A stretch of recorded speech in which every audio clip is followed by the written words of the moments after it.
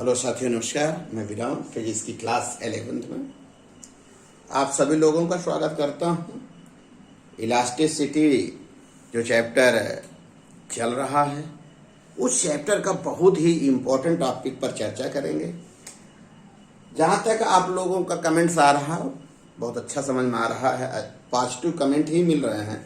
इससे मुझे कार्य करने में और मदद मिल रही है और चैनल को अधिक से अधिक लोग सब्सक्राइब कर रहे हैं। इसके लिए धन्यवाद आप लोगों को। जरा ये जो टॉपिक स्टार्ट करने चल रहे हैं, टॉपिक का नाम जो है हुक का नियम। बहुत ही इम्पोर्टेंट टॉपिक है प्यारे बच्चों। अगर आप अपर की क्लास एकेडमिक क्लास करते हैं, कंपटीशन करते हैं, तो उसमें बहुत ज़्यादा पूछे जाने वाला टॉपिक है। इसलिए इसको हम बहुत ही मौलिक ढंग से, बेसिक रूप से आपको सिखाऊंगा। आप सीख लीजिए। आइए शुरू करते हैं। फुक्स लॉ क्या है? वैज्ञानिक फुक्स साहब ने प्रत्यास्थ वस्तुओं पर लगभग 1667 के आसपास 1667-68 के आसपास भिन्न भिन्न प्रत्यास्थ वस्तुओं पर प्रयोग किए और उस प्रयोग के आधार पर प्यारे बच्चों उनको जानते क्या मिला कि लघु विकृति की सीमा, लघु विकृति हो, मतलब वस्तु में परिवर्तन क्या हो, अति सूक्ष्म हो। लघु विकृति के लिए जो प्रतिबल है,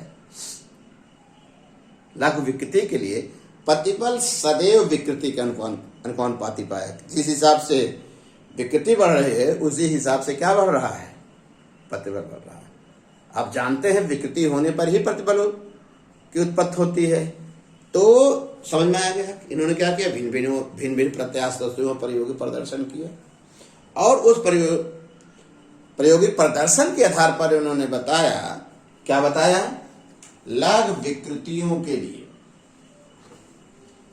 वेरी स्मॉल स्ट्रेन, किसी वस्तु में उत्पन्न प्रतिबल सदैव उसमें उत्पन्न विकृति के अनुपाती होता है। यह इनका नियम था। ये तो आप पहले से जानते थे कि भाई प्रतिबल विकृति पर निर्भर करेगा। यदि विकृति चेंज होगी तो प्रतिबल चेंज होगा, घटेगा तो घटेगा, बढ़े तो बढ़ेगा। बस हुक्स ने क्या किया, इसके पहले वाले लेक्चर में हुक्स ने सिर्फ नियम बताया, प्रयोग करके स्थापित किया। आइए, अर्थात जो स्ट्रेस है प्रोपोर्शनल टू स्ट्रेन, आपको पता है जब समानुपात हटता है तो कोई कांस्टेंट आता है ई, जहां ई एक नियतांक है जिसे वस्तु के पदार्थ का प्रत्यास्था गुणांक कहते हैं, मॉडुलस ऑफ इलास्टिसिटी कहते हैं। प्यारे बच्चों, आपको पहले से जानते हैं। तो अर्थात ई बराबर प्रतिबल बटे विकृति, जो प्रत्यास्था गुणांक है, मॉडुलस ऑफ इलास्टिसिटी है, वह प्रतिबल और विकृति का अनुपात। आइए यही क्लियर कर दे आपको सरल भाषा में। विकृति का कोई मात्रक ही नहीं होता, तो प्रतिबल के जो मात्रक होगा वही प्रत्यास्था गुणांक का होगा। ध्यान रखिएगा, प्रत्यास्था गुणांक वस्तु के पदार्थ का गुण है, वस्तु के पदार्थ का गुण है। इसका मात्रक क्या होगा, प्रतिबल मात्रा न्यूटन प्रति मीटर, इसका मात्रक नहीं होता। मात्रक आप जान गए, बीमी सूत्र, जो प्रतिबल का बीमी सूत्र होगा वही मॉडुलस ऑफ इलास्टिसिटी का होगा। फिर प्यारे बच्चों, एक ई का मान अधिक होगा तो इसका मान प्रतिबल का मान अधिक होगा।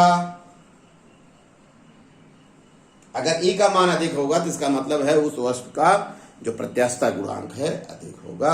इस पर चर्चा हम करेंगे, एक नई बात चर्चा करेंगे, नया टॉपिक बताएंगे, ज्यादा क्लियर करेंगे आपको। ये क्लियर हो गया।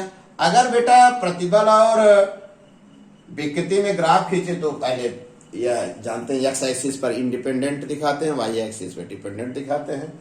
पहले विकृति है तो प्रतिबल है, तो ग्राफ कैसा होगा, एक सीधी रेखा, एक सरल रेखा होगी। अगर इसका आपको बता दें, कभी कोई एग्जाम में पूछा जाता है, कंपटीशन पूछते हैं कि स्लोप कैसे निकाल, इसका स्लोप, इसका ढाल क्या बताता है। तो भाई बेटा बहुत ही सरल भाषा में तो हम आपको सिखाए हैं। जो ग्राफ लाइन होगी उस पर प्यारे बच्चों 2 पॉइंट लेंगे, एक शर्त है उन पॉइंटों के बीच की दूरी, उन पॉइंटों के बीच की जो एक रेखा बने, स्ट्रेट लाइन होनी चाहिए। 2 पॉइंट आपने ये लिया, ये समझ आ गए, स्ट्रेट लाइन। इसके बाद आपको बताए थे कि आप उन पॉइंटों पर एक्स पर लंब डाल दीजिए और किस पर डाल दीजिए, वाई पर, ए या ये बन गया, यही ढाल है यही। तो यहाँ पर हम अगर आपको समझा दें तो यहाँ P लिखे, यहाँ Q लिखे, यहाँ R लिखे, तो सिखाए हैं, बार बार सिखाना पड़ता है तब यहाँ का समझ में आता है ना। तो tan थीटा बराबर लंब बटे धार, लंब क्या होगा QR बटा PR, तो ये होगा, अगर इसके ये होगा किसके बैलेंस, पैरेलल है, ये होगा प्रतिबल बोला हो बटा विकृति बराबर E। मतलब प्रतिबल और विकृति में खींचा गया जो स्लोप, ग्राफ का स्लोप होगा क्या बताएगा, मॉडुलस ऑफ वेलोसिटी। कभी कभी आपको रिवर्स कर देते हैं, कंपटीशन में विकृति यहां कर देते हैं, प्रतिबल यहां, तो 1/E हो जाएगा। और अच्छे कंपटीशन में कभी कभी इस तरह से पूछ देंगे, ऐसे दे देंगे, ऐसे दे देंगे। अगर मान लीजिए ए है, ये है, बी है, यहाँ विकृति है, यहाँ प्रतिबल है, ठीक। कहेंगे किसका यंग प्रत्यास्थ गुणांक है, तो आपको पता है जिसका, देखिए जिसका स्लोप ज्यादा होगा, देखा tan थीटा बराबर E, जिसका किसका होगा थीटा ज्यादा होगा उसका E ज्यादा होगा। तो किसका, यहां से ले लो बेटा समझने के लिए, चाहे जैसे ले लो, यहां से इसका स्लोप ज्यादा है तो इसलिए बी के लिए E का मान अधिक होगा, वस्तु ए के लिए E का मान क्या होगा, कम।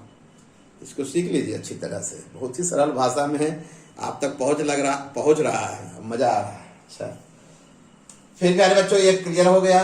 अगर यही मामला रिवर्स कर दें, समझ गए ना, अगर यहाँ प्रतिबल कर दें और यहाँ विकृति कर दें, अब प्रतिबल बटे विकृति तो 1/E, प्रतिबल बटे विकृति क्या हो जाएगा, भाई स्लोप निकालोगे तो tan थीटा बराबर 1/E, इसका मतलब जानते क्या होगा, ऐसा में कर लो। अगर 2 पॉइंट लोगे तो फिर ऐसे बनेगा, ये लंब होगा, ये आधार होगा, ये विकृति बटा प्रतिबल 1/E होगा। इसका मतलब जिसका थीटा अधिक होगा उसका E कम होगा। अब ये हो जाएगा, बी क्या होगी, कम प्रत्यास्थ होगी, क्योंकि क्या देख रहे हैं, E थीटा ज्यादा है तो E कम, और ए क्या होगी, अधिक प्रत्यास्थ होगी। समझ में आ गया है, तो आंसर बहुत अच्छा है, इसको आप भाई प्रैक्टिस चेक कर सकते हो। अच्छी बात। नेक्स्ट जो टॉपिक हमारा होगा, अच्छी राइटिंग से लिखिएगा, प्रत्यास्थता गुणांक के प्रकार, types of modulus of elasticity. अरे भाई, क्योंकि विकृति के आधार पर प्रतिबल है, विकृति 3 प्रकार का है, प्रतिबल कितने प्रकार का, 3 प्रकार। अब चूंकि जो मॉडुलस ऑफ इलास्टिसिटी है, यंग प्रत्यास्थता गुणांक जो, यंग नहीं प्रत्यास्थता गुणांक जो है, वह प्रतिबल और विकृति का अनुपात का है। जब प्रतिबल 3 प्रकार के, विकृति 3 प्रकार, थे प्रत्यास्थता गुणांक कितने प्रकार होंगे, 3 प्रकार का। कौन कौन, पहले होगा यंग प्रत्यास्थता गुणांक, आयतन प्रत्यास्थता गुणांक, दीर्घता गुणांक। अगर ये तीनों सीख लीजिए चैप्टर समाप्त हो जाएगा। पर इंग्लिश क्या इसकी है, young modulus of elasticity, bulk modulus of elasticity, modulus of rigidity. अगर परीक्षा में प्यारे बच्चों आपसे पूछे तो कहेंगे इसका मात्रक बीमा क्या होगा, जब चूंकि रेशियो है तो वही न्यूटन प्रति मीटर स्क्वायर, बीमा सदैव सब वही रहेगा। परिभाषा पूछे तो आप जानते हैं, पहला बटे पहला अंदर प्रतिबल बटे अंदर विकृति। अरे अगर यंग निकालना चाहते हैं तो क्या हो जाएगा, अंदर प्रतिबल बटे अंदर विकृति। फिर आयतन निकालना चाहते हैं तो अविलंब प्रतिबल, वही आयतन को अविलंब कहते हैं, बटे आयतन विकृति। फिर तीसरा क्या है, अपरूपण प्रतिबल बटे अपरूपण विकृति। हो गया। तीनों की परिभाषा हो गई। लेकिन प्यारे बच्चों, इन तीनों पर अलग अलग तरह से हम एक एक टॉपिक बनाकर आपको बताएंगे और इससे जुड़ी हुई न्यूमेरिकल पर चर्चा करेंगे। परिभाषा तो क्लियर हो गया, पहला बटे पहला, दूसरा बटे दूसरा, तीसरा बटे तीसरा, प्रकार के अनुसार। तो आप, अरे कोई कहे पहला बटे पहला क्या? अरे भाई, प्रतिबल पहला क्या था? अंधेर प्रतिबल। विकृति पहला प्रकार क्या था? अंधेर विकृति। दोनों का रेशियो यंग प्रत्यास्थ गुणांक। लेकिन जो नेक्स्ट हमारा लेक्चर आप तक पहुंचेगा प्यारे बच्चों, इस पर विधिवत चर्चा करेंगे, कंपटीशन के लिए चर्चा करेंगे, मैथमेटिकल डेरिवेशन करेंगे, कैसे पूछा जाएगा इस पर चर्चा करेंगे। इसी प्रकार इस पर चर्चा करेंगे, इस पर चर्चा करेंगे, एक एक लेक्चर में एक चर्चा कर देंगे। ओके प्यारे बच्चों, अब आपने हुक का नियम सीखा, इससे जुड़ी हुई बातों को आपने सीखा। ओके बेटा, धन्यवाद। नोट्स बनाइएगा और लोगों तक, जो गर्मी की छुट्टी है, गर्मी की छुट्टी में समय का उपयोग करिए और लोगों तक मेरे चैनल को पहुंचाइए, नोट्स बनाइए। धन्यवाद।